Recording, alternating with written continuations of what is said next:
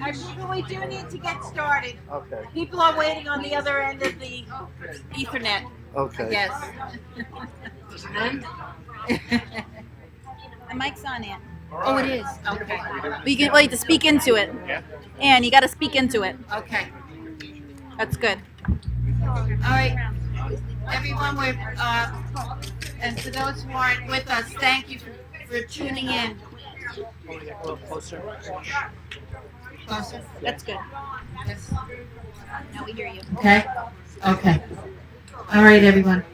We have a whole audience that are with us virtually, so we wanted to try and do this as timely as possible so people aren't just hanging out on YouTube. So, we were so lucky to have this beautiful day. You know, just the way he would have liked it. So, yeah, a little fog. It's all right. A little fog is good. Yeah, it's good for pictures. And no wind. And no wind.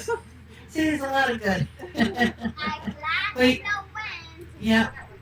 So, everybody knows me. I'm Antoinette. I'm the oldest. I really had a hard time coming up with words to say to everyone. And I can't believe still, that the sun rises and sets without my dad at the center of the party. And it just feels very unreal. And I'm not going to begin and talk about the obvious, about how Bill shaped our lives with joy and fun and love, and how gentle his spirit was and how strong his presence. He was a friend to everyone who cared to smile back at him. And he loved a crowd and he invited anyone into his circle. The more the merrier was his motto. His greatest days were spent in the company of love. So we all know this, and everyone knows this. So the big question is, how do we let the sun rise and set without him in our orbit? How do we get back to reality and not let our sadness overwhelm the beauty and the joys of the days ahead? So I come with a little advice. We're all familiar with how Bill tackled problems. He fixed anything with bobby pins and rubber bands. MacGyver was modeled by him.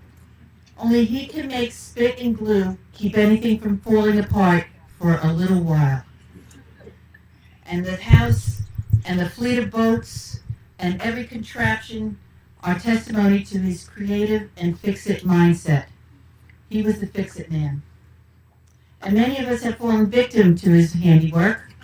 A falling muffler, a stuck carburetor, batteries. Dead batteries. Only to have him fix it again. He swoops in for the save and ties the problem up in yet another crazy bow. And we all nodded in agreement that there's no one better than Bill who would run to our aid and fix it. Always fixing. So we've all had an adventure, and we all heard the stories. And this is how he is going to fix this loss, this aching sadness.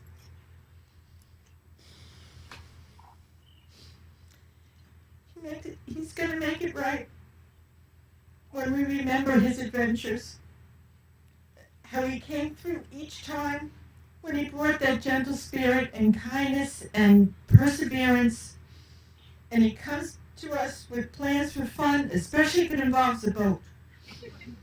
And he will make it happen. And so he's with us today. Can you feel him at the center of this party? He's going to be with us each time we reenact, laugh, and hug the stories.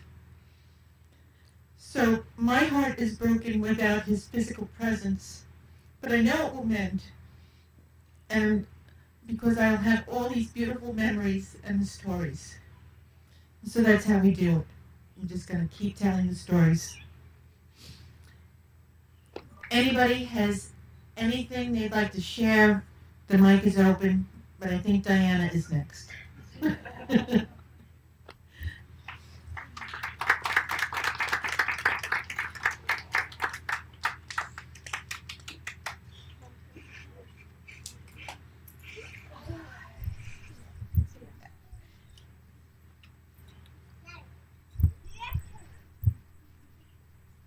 So, this memorial is addressed to the 18 cousins.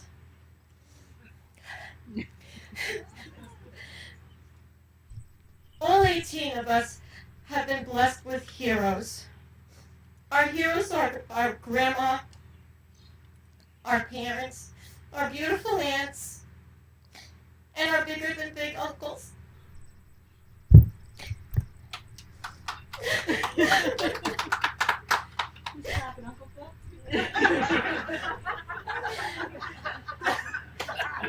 We probably didn't hear you.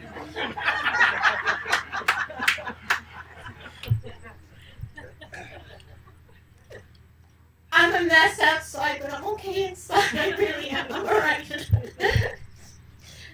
They all provided us with a sense of recklessness and personal responsibility. They provided us with reasons for hard work and the ability to give us ourselves permission to have fun and relax. They taught us to nurture and encourage and appreciate all that we have and to live a full life. This, it turns out, is a real problem.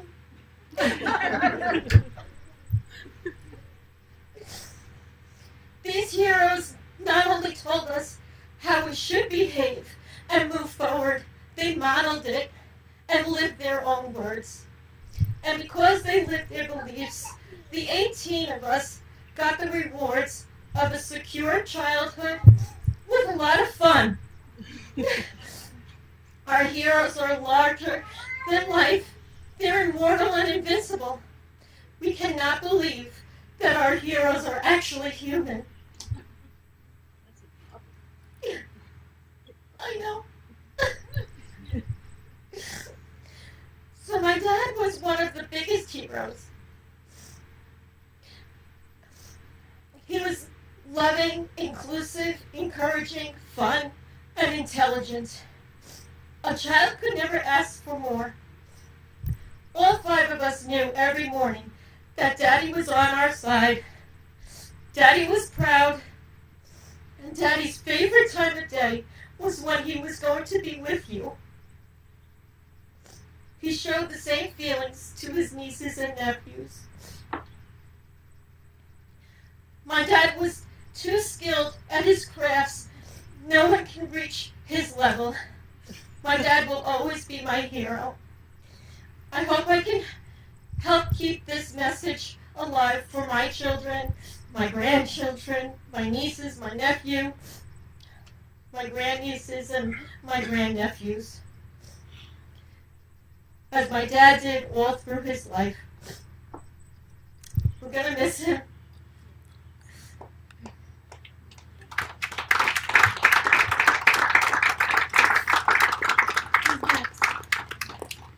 You ready? Yeah.